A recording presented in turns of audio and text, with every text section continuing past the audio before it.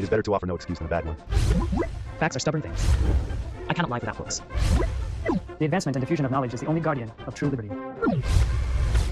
The best way to keep your word is not to give it. If your actions inspire others to dream more, learn more, do more, and become more, you are a leader. I was born for a storm, and a calm does not suit me. There is a love of the ridiculous, which is the dominant passion of the mind. I cherish the love of my country. I can never be a slave. I am not a man who is afraid of any issue. The president is the people's servant. May God save the country, for it is evident that the people will not. It is a law of the human mind that we are more impressed by the opinions of others than by our own. I cannot sit idly by and let my country go to ruin. A house divided against itself cannot stand. Honest conviction is my strength. The will of the people is the best law. He serves his party best, who serves the country best. The truth will set you free, but first, it will make you miserable. Madam, I may be president of the United States, but my private life is nobody's damn business. I shall not stand on a bad state of Massachusetts, nor the state of New York. I say that the people of both states will declare our helpless citizens as an agent to attend to our own interests.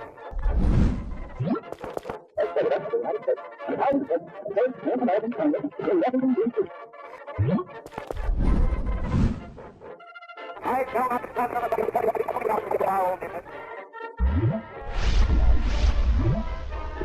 My fellow citizens, very statistics indicate that this country is in a state of unexampled prosperity.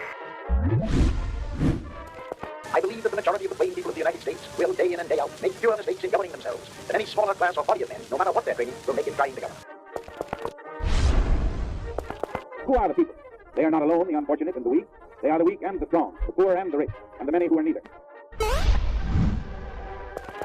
There are some dark pages in the history of the white men's dealings with the Indians, and many parts of the record are stained with the greed and avarice of those who have thought only of their own profit.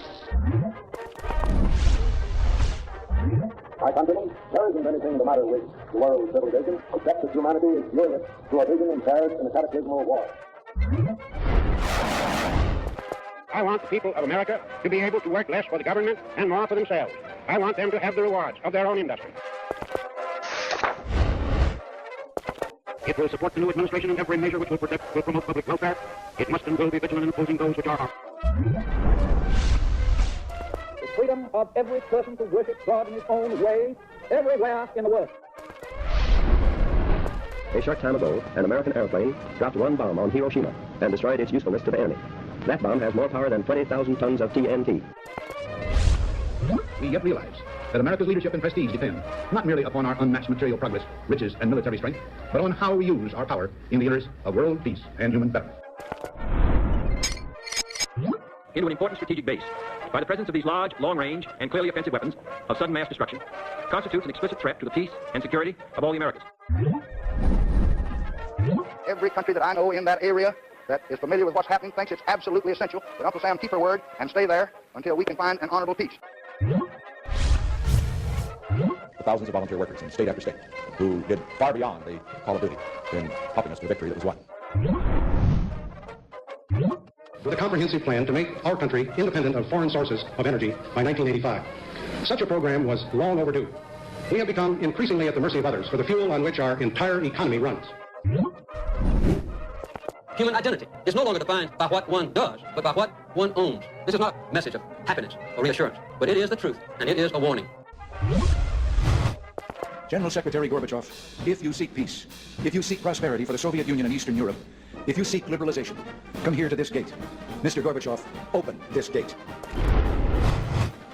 Today, tomorrow, and into the next century, our nation is the enduring dream of every immigrant who ever set foot on these shores and the millions still struggling to be free.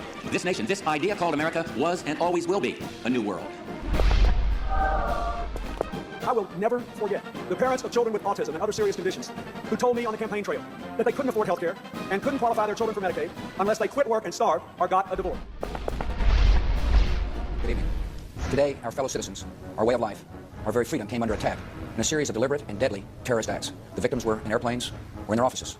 Secretaries, businessmen and women, military and federal workers, moms and dads, friends and neighbors. My fellow Americans, Tonight I want to speak to you about what the United States will do with our friends and allies to degrade and ultimately destroy the terrorist group known as ISIL. As Commander-in-Chief, my highest priority is the security of the American people. My original instinct was to pull out. And historically, I like following my instincts. But all my life, I've heard that decisions are much different when you sit behind the desk in the Oval Office. Here and now, I give you my word. If you entrust me with the presidency, I will draw on the best of us, not the worst. I'll be an ally of the light, not the darkness. It's time for us, for we the people, to come together. Make no mistake, united we can and will overcome this season of darkness.